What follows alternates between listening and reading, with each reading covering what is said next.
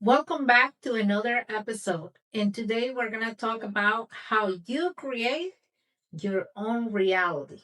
Yes, for many, many years, I believed that my life it was going to be the way it was. I didn't realize that I was creating my own reality. And that's why now on this episode, I believe that it's important for you to know that you can change your life. You are in charge of how your life manifests. One of the things that I have learned is that every day, all day, we're manifesting something. Maybe not what we want, but still it's manifesting because we believe things that they're not really good, but we don't get them out of our head, and so it continued to manifest through our lives. One of the things that I can tell you that I struggle really bad, it was control. And controlling because I believe that if I cannot check those things, or I cannot be in charge, or I let go of control, things will fall apart. I will not be safe. It will not be enough. And guess what I was manifesting? Exactly that. And be careful with those things because sometimes we think that, no, that's not true. That's not happening to me. But one of the things that I can tell you, especially when you have children, many mothers will make their children sick because of what they believe.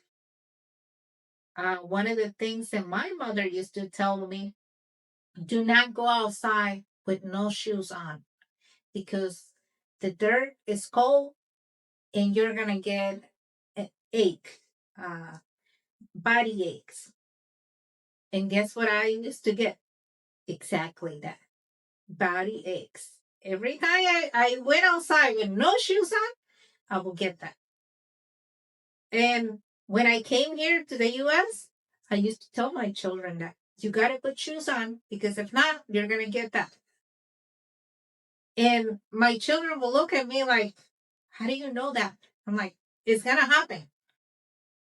And we don't think that our words, what we're saying, how much power it has over our lives and over other people's life. So we need to be careful on what we're saying. I used to say that all the time. I used to say, if I eat late, I'm going to get sick.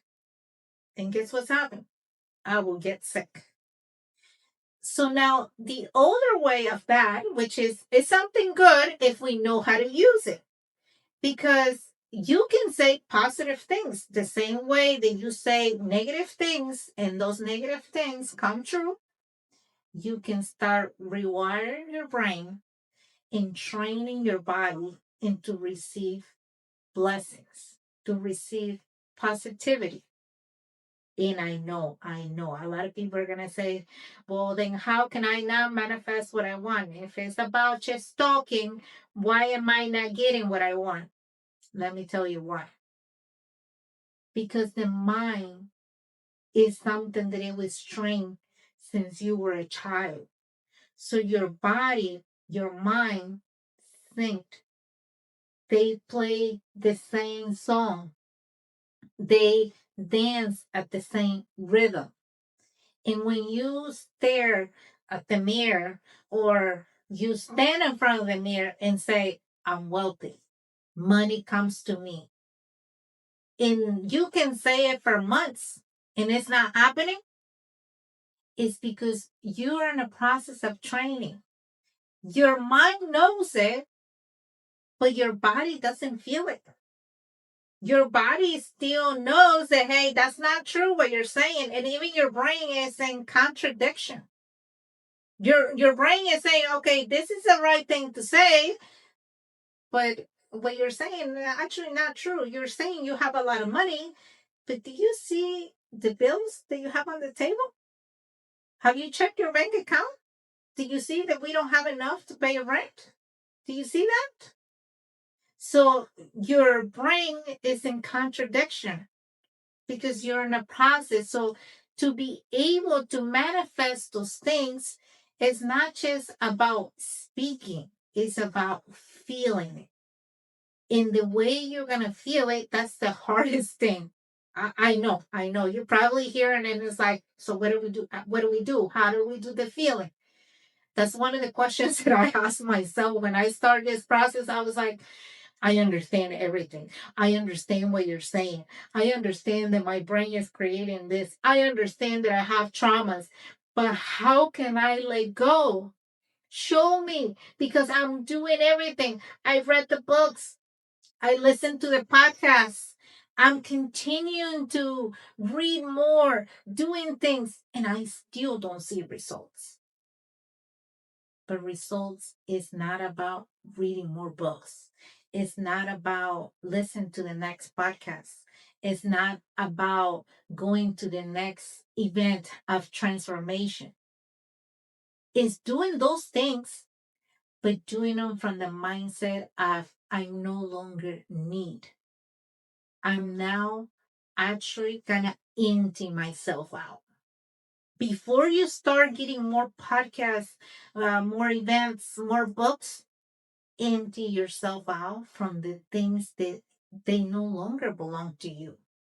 Because a lot of times we keep putting more and more and more and more and more, but we never took out.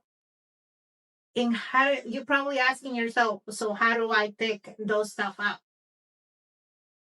Before you do any changes, you start rewiring your brain in your body. It start by taking time for yourself to analyze why are you doing what you're doing. Ask yourself those questions. Why am I working? What am I getting out of that? What I like and what I don't like. Why I don't like it or why do I like it? And be truthful to yourself because that's where the answers are. I remember wanting to constantly work in my mind. It was like, I need financial freedom and nothing was coming. In every decision that I made, it was out of fear, out of trying to control everything. And I did the reading of the books. I did the going to different transformation life events. I went to have, I remember I had one mentor. I started with one mentor. I was ordering different kinds of books about transformation, personal growth, business, strategies, all these kinds of things. I have a drawer full of books. And I will get them in and read it and make notes and let's go to the next event. Let's go to the next thing. And I will keep putting money here, there, everywhere. And at the end, I will feel that nothing is working. I still feel empty. I still feel like I'm not going anywhere. I get what they're saying. I understand it. I make notes about it. But why do I still feel that I'm not going anywhere? And I realized that I was just putting so much information into something that I have not done it deeply. And so what I started doing is putting notes beside my bed before I went to bed. Like, read something positive. What are you thankful about? And what do you start to see in your life that you like and you dislike? And what can you do about it to change it? I know for me, the biggest thing it was feeling stuck in business. I feel stuck. I feel like I do something to get my business to a certain level. And for some reason, I keep staying in the same place. I will maybe go 2 steps up and then come back down to a certain level. And I cannot go below, but I don't go up either. And the connections are failing me. All these things are not working, and I don't understand what's happening. So I did breath work. And in the breath work, I realized what was holding me back. Why all the strategies, all the books, all the seminars were not working for me. Because I believe that in order for me to have what I wanted, I needed to work hard. Because as a child, my father, when I worked with him in the field, he will say something like, you have to do the job right. If you did it too quick, that means it was not done right. So go back, make it right, because your job is basically your signature, is showing who you are. So it has to be perfect. Remember that word, perfect. It has to be perfect. Because if it's not perfect, then you should have not done nothing at all. Well, that phrase, I was bringing it into my business. Because every time that I was working on something in my business, a structure, a new policy, a video of advertising, something that it had to do with my business, I will record the video. For example, I will record a video and I will see some glitches or something that it doesn't look good. And you know what I used to do? Erase it all. Even though it took me sometimes recording couple videos and it took me probably 1 hour, I would delete the whole thing. And I remember my husband saying, why are you doing that? You know you can fix it. It just needs to be certain things be taken out. And I said, no, it has to be perfect. Because if it's not perfect, then that means it's not good. And we fought over that. Like him and I, we were always fighting over that because I wanted perfection. And when we did physically the business, because I have a cleaning business, I would train the people and I would say, this is how I want it. This is how long it should take you. And this is how it should look.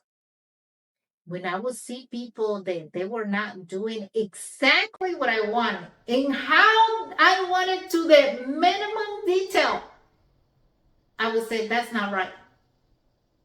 It needs to start over, like from the beginning. And they would say, no, but it's just this one thing. No, it needs to start over because it was not done right. And I would get angry and I would get in and I would start washing the whole thing. Like if it was a bathroom, I would wash the whole bathroom and show them again. And that will cause me employees and also to lose customers. You know why? Because if a customer send me a message complaining about something small, I will say, we'll give them the whole money back because that means we didn't do a good job. It was crazy how that trauma kept showing up, and it was because I believed that. So it will continue to show up until I release that belief. So I was giving money back. I was dropping customers because they complained about something small. I was getting angry. So I was getting angry with my employees, with my customers, with my husband, with myself. You know why? Because I was creating my own reality. The perfection, it had to be accomplished. If you can't do it, then that means you shouldn't do it at all. In our first meeting with our mentor, we were talking about this. I remember saying, this is going to be the best time in the world because now I can complain about my husband. Finally, somebody's going to put him in his place because he's not doing enough. He's getting angry with me. He's not doing perfect. And now he will understand. So I start telling the mentor, you know what? My husband does this. and I tell him how to do it. And at the end of the day, he shows me something and it's not done correctly.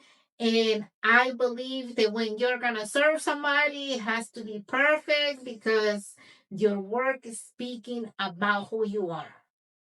And I went and on and on and on and on saying things about my husband. And I was like, all excited. I'm like, finally, I'm going to get my husband. And my mentor, he was calm. And when I stopped talking, he said something like, I hear what you're saying. And I understand what you're saying. Now, can I ask you a question? And I said, yes. He said, according to who it needs to be perfect? Who is the one that decides or measure perfection? I did not know if somebody here in this world that decides what is perfection. So can you explain to me how your husband or your kids or your employees or your customers are not doing something perfect according to who? And I remember thinking about it and I was like, according to me. But I answer more like a question than the answer. Because honestly, nobody ever questioned what I believe or what I said to them. And so when I said, according to me, even for me, it was shocking that I believe that perfection, it was measured by me. And then the other people's thoughts about perfection, they were not something to take in consideration. So he said, the reason why you're in that uh, fight is that you're fighting yourself because you believe people should do things the way you want exactly. And you want to measure perfection by you. But who are you? Are you perfect? If you work for me and I tell you that I want something according to my perfection, can you accomplish that and to every detail that I tell you? Can I measure it that way? And I said no, because I would do it according to what I consider perfect. He said exactly.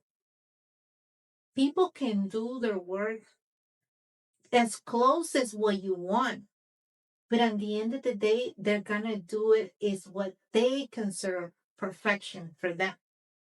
Now, with that being said, that does not mean you cannot offer feedback or you cannot improve.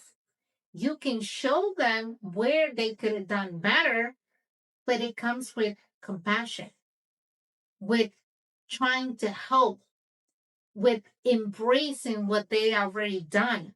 Not in a way that you're gonna destroy everything, you're gonna erase all the videos, you're gonna act like no work was done there. You just make adjustments. And right now, what I'm hearing from you is that you don't want to make adjustments. You just want to destroy everything and then you complain. Why are you not moving? Why are you staying in the same place? Well, you're not moving because every time somebody builds something for you, you destroy it. The reason why you don't have a house where to live and you're in the rain, you're in the mud, is because you don't want a house. You don't want to adjust the things that they can be adjusted. You just see it, you see it, something that is not according to what you think or what you believe it should be, and you come in and you destroy it. Well, like that, you will never have anything. And that's when I thought, oh my gosh, I am doing that. And then I started looking at other things in my life. And I told my husband, oh my gosh, I'm doing that there too. And the deeper I went, I realized I had so many limiting beliefs. And because those limiting beliefs were present and they were from my past, I was creating a very negative reality. And so for me, it's like, I'm never going to accomplish this. I'm never going to be able to do this. But yeah, because I believe something that it will not take me to that road, to that success. And a lot of us right now have those limitations. Some of us think that it's not enough money. Other people think that people are not going to pay your prices. Other people believe that if I enforce my rules, I'm going to lose customers. Other people believe that I'm not enough to do what I'm called to do. So it's so many limiting beliefs that we have, and then we want to achieve something, but we don't want to let go of what we believe. Some people believe that I have a business, I got to keep growing. I got to keep putting people in. I got to keep going, keep going. But they don't realize they're losing time with their family. Their children are basically raising themselves. And yes, they can say, well, you know what? I go pick them up from school. I spend 30 minutes in this, 30 minutes there. It's not the same. And I'm telling you from experience. I used to say that, well, I still spend time on my days off. I have to work. I will make so many excuses. And when I start doing the process of healing, I realized my daughter turned 15. She was no longer that little girl. She's older now. And when I wanted to come close to her more than usual, she basically put a stop. Like, why are you asking me that? Like, we can talk, we can be close, but not too close because this is not you. And that's when I realized, oh my gosh, because of what I believe. I believe that I had to be in my business constantly. I believe that, yes, a lot of times we think, but I'm delegating. I'm not doing the work. You might not be doing the physical work, but mentally, even if you're in the home with that child, you're still absent because mentally you're gone. You're working on the next strategy. You're on a phone call. You're trying to do your calendar. You're sending emails. You're doing all kinds of things. And even when you're with your family, you're still talking about work. You're still on the phone. You're still texting. All these things, we're still doing it because we believe that even if I let go of this one thing, I have to control something else. Because if I don't, then everything will fall apart. And I see many women do that. And they believe that, oh no, I'm not on everything. That's why I delegate. That's why I'm more with my family. But then you see the family and you're like, no, not really. You just brought work home because it's 9 o'clock and you're still working because you believe that you have to do it because you were trained since you were a child that you have to be in control of everything. And even with the child crying, you're sitting on your desk and the child wants to be held, and you say, just give me 1 second, give him the bottle, put him to sleep, and let's get back to work. And many times we lie to ourselves and we say, other people did it. My mother did that. I can do that.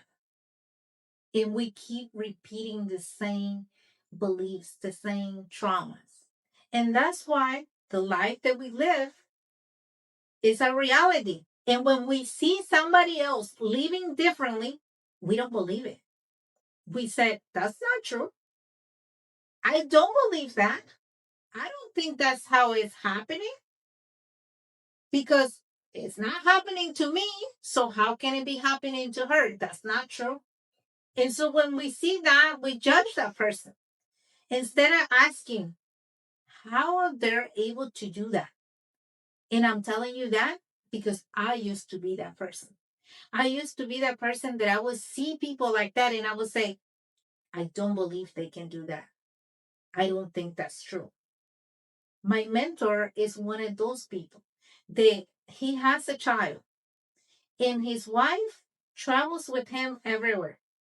They travel, and that's why I picked them as a mentor because I saw their life. They don't really work. They're enjoying life, and they're enjoying life with his child. It's not that the child is somewhere else, they're somewhere else, or they're constantly at work, or they're constantly on social media. I saw them more as they're traveling, they're shopping, they're doing yoga, they're doing all these health things for their body, for their mind, for their soul. And at the same time, they're working together and they're creating something that they can help other people. So I told my husband, I don't think that's true. Do you believe that that is true? And he said, yeah, if you manage your time, I believe it can be true. And when we start walking the journey, I realize we have so much time. The time is an illusion. Time is whatever we feel that we don't have time because you believe you don't have time, you will not have time. Something will show up that it will rob you of your time because you already decide what is you believe about time. And because we're powerful manifestors, we're going to manifest what we believe. And we believe there's no time, well, the time will go away. Something will show up that instead of you taking a break or having time with your children, an emergency will show up because you said, I never have time. It's the same thing as if you said, I never have enough money. The moment that you have an extra amount of money, life will find a way to bring you an emergency so that money can go away because you believe that you never have enough money. Check your life, and I promise you, you're gonna find the evidence because things like that happened to me. I used to believe I never have enough money, but guess what happened? Whenever I had extra money, I had a flat tire. My windshield broke on my car. Somebody got sick. Somebody had an emergency and I needed the money. So I never had an extra amount of money because I believe that I never had enough money. So 2 years ago, I decided I have more than enough money to do what I want to do and to help others. And guess what? Because I told you that it takes time to train their body to feel it, I trained my body. I was able to travel to different countries in 1 year. In 1 year, I traveled to Costa Rica, I traveled to Guatemala, I traveled to Puerto Rico, and we're going to travel to Lake Tahoe. And I'm traveling to Mexico. So in 1 year, I did all of that. Why? Again, from the past episode, The Power of Decision. If you have not listened to that episode, check it out. When you make a decision, things are starting to unfold. And what you believe is what you create. If you believe that you will never have enough money, that you will never have enough time, that you will always going to be overwhelmed with problems, with scarcity, with all these things, you're going to create that reality because you believe it. And because you believe it, you feel it. Is it true or not that when you see your bank account, you start to feel anxiety? You start to feel fear. Well, right there is what you're going to manifest because the universe or God or whatever you want to call it It doesn't listen to what you just said, it listens to what you feel. It connects with the feeling of your body. So if you feel afraid, if you feel stressed out, if you feel angry, if you feel that you're not enough, guess what? You're going to manifest more of that because you're already feeling it. So now you just need something to manifest to confirm what you're feeling. So now it's time to rewire our brain in our body to synchronize, to feel that abundance. You want more? You need to feel like you are more. Not just say it, but feel it in your body. And you're going to start by training your mind. By look at the things, even the smallest thing. Sometimes we think that, what am I going to be thankful for? Well, you can be thankful for your home. You can be thankful that you're alive. You can be thankful for your hands, for your eyes, for your mouth, for your ears, for your legs, for your energy. It's so many things to be thankful. And I promise you that the more you do it, the more you're going to feel it in your body. And that's how you start to train your body that you already have what you're looking for. Don't try to achieve more by saying, I want more. Because the moment that you want more in a way that you don't have it, I want more because I don't have this, you're basically canceling that. And now you're going to create more needing. That's what you're going to create. You're not going to create the abundance. You're going to create more room for needing. But when you said, I want more because I'm so grateful for what I already have, but I believe if I have more, I can expand the blessing for others, that's different because now it comes from fulfillment. It doesn't come from the mindset, I'm afraid that I might be living under the bridge. Because that's one of the phrases that we always say that if I don't have enough, that I'm going to be living under the bridge. No, you have enough. God is always going to provide what we need. He never going to leave us abandoned.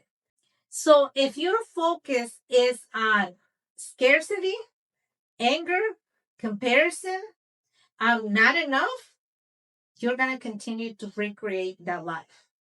And I challenge you that this week, instead of focusing on that, find something that you can change and then you can focus in a way that you want to manifest something different and start retraining your brain and retraining your body.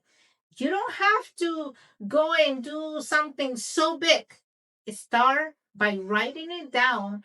3 things that you're thankful for every morning and 3 things that you have seen throughout the day that God show you in a blessing. Maybe somebody opening the door. Maybe somebody giving you a bottle of water. Maybe somebody telling you how beautiful you look. Or maybe somebody just saying, hey, you're so wise. Thank you for your help. Those things, if you start counting those things and let them sink into your body, you are already retraining your body to hold a bigger blessing. If this episode helped you, share with someone who is still believes something negative and they're fighting to change their life. Because by your helping that person, somebody else is coming your way to help you. I will see you on the next episode. Stop thinking in scarcity and start thinking in the abundance that God has for you.